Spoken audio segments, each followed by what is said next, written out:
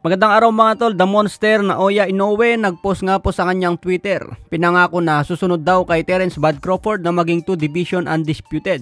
Bago daw naging undisputed si Inoue sa bantamweight division, umabot muna siya sa 4 na taon bago naipon ang 4 na belt. Pero pagdating sa super bantamweight, sa loob daw ng 5 buwan, magagawa niya maging undisputed agad kung manalo kay Marlon Tapales. Ito raw ang siguradong gagawin ni Inoue sa loob lamang ng 5 buwan. Maging undisputed agad sa super bantam at pangalawa kay Crawford na 2 division undisputed.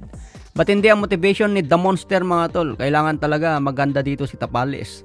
Kung aabot sa 12 rounds si Tapales at mapunta sa decision, ngayon pa lang masasabi ko na agad na good job at nakakabilib si Tapales. Lalo na siguro mga tol kung ma-upset si Naoya Inoue, lalo na ngayon sobrang underdog ang ating kababayan. Samantala na interview nga po si Inoue sa press conference. Tinanong kung sino ang susunod sa super bantamweight. Dito na nga po nabanggit ni Inoue na nawalan na siya ng gana kay Casimero dahil hindi daw masyadong magaling. Napanood siguro ni Inoue ang performance ni Casimero laban kay Uguni, kaya napasabi na lang na Casimero is not good. Kaya nawalan na daw siya ng gana laban kay Casimero. So ano ang masasabi niyo dyan mga tol? Sa ibang banda naman, Jerwin Ancajas laban kay Takuma Inoue. Abangan din natin yan sa November 25. Bakbakan sa bantamweight para sa WBA belt. Dadayo ang ating kababayan sa Japan at sana may panalo nila ang laban. Ito ang pangalawang division ni Ancajas at asahan po natin na matindi ang paghahanda para masungkit ang panalo. Sa ibang banda naman, legendary former champion na si Bernard Hopkins, sinabing isa si Tank Davis sa best pound for pound. Subjective raw ang paglalagay ng best pound for pound sa ngayon, kaya ito ang top 10 ng Ring Magazine. Number 1 si Terence Bud Crawford, number 2 si Naoya Inoue, number 3 si Alexander Usyk, number 4 si Canelo Alvarez, number 5 si Dimitri Bivol, number 6 si Errol Spence, number 7 si Devin Haney, number 8 si Gervonta Tank Davis, number 9 si Teofimo Lopez, number 10 si Vasily Lomachenko.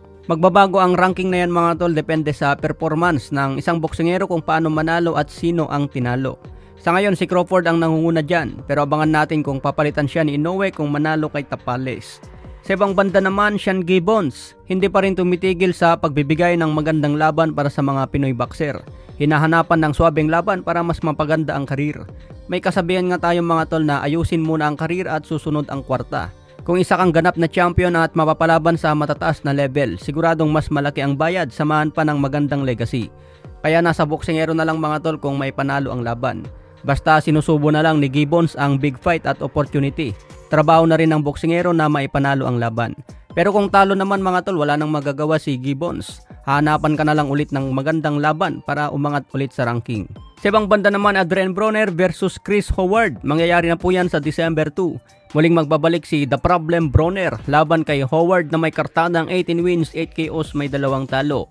Pumirma si Broner under ni Don King. Kaya tignan natin kung may ibubuga si Broner sa December 2.